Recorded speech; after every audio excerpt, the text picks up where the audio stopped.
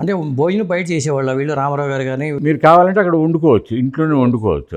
అట్లాంటి పద్ధతులే ఉండేవి. వీళ్ళు ఎలా చేసేవాళ్ళు అంట, రామారావు గారు కానీ ప్రకాష్ రావు గారు కానీ వీళ్ళు? వాళ్ళ ఇది అంటే నాకు కరెక్ట్గా అంత ఐడియా లేదు. అప్పటికి మీ నాన్నగారికి మ్యారేజ్ అవ్వలేదండి? మ్యారేజ్ కాలేదు. ఆయన ఇక్కడికి వచ్చినప్పుడు మ్యారేజ్ కాలేదు. తర్వాత ఒక 1 or 2 years తర్వాత మ్యారేజ్ అయ్యింది. మ్యారేజ్ అయిన తర్వాత మా మదర్ని కూడా అక్కడికి తీసుకొచ్చారు. అప్పుడు వాళ్ళిద్దరూ సెపరేట్ రూమ్లోనే అక్కడ అదే క్యాంపస్లో ఉండేవారు. క్యాంపస్లో. దాని తర్వాత మా సిస్టర్ రావటం, తర్వాత నేను పుట్టడం అదే బిల్డింగ్లో అయిపోయింది.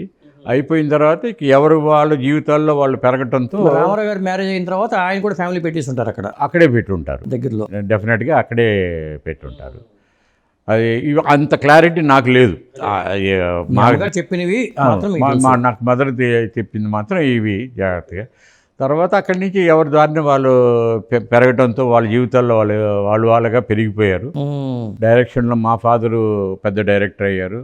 ఆర్టిస్ట్గా ఆయన పెద్ద సూపర్ హీరో అయిపోయారు. క్యారెక్టర్ ఆర్టిస్ట్గా ఆయన. వాళ్ళందరూ విడిగా ఆ బిల్డింగ్ నుంచి బయటకు వచ్చేసి వేరే వేరే చోట్ల ఉండేవారు.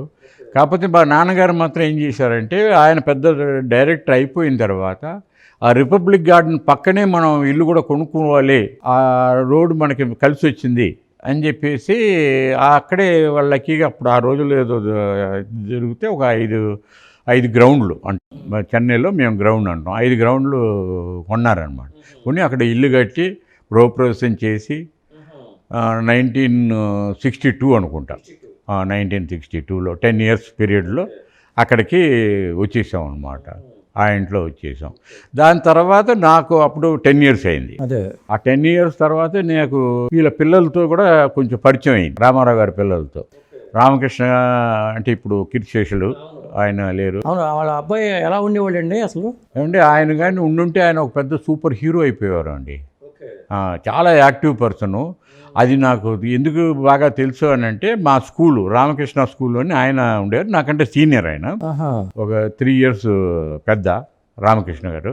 ఆయన గేమ్స్ ఆడతాడు, కబడ్డీ ఆడతాడండి. అసలు మేము చిన్నపిల్లలు అని అదిరిపోయేవాళ్ళం ఆయన ఆడే ఆట చూసి. చాలా యాక్టివ్ పర్సన్. ఓకే.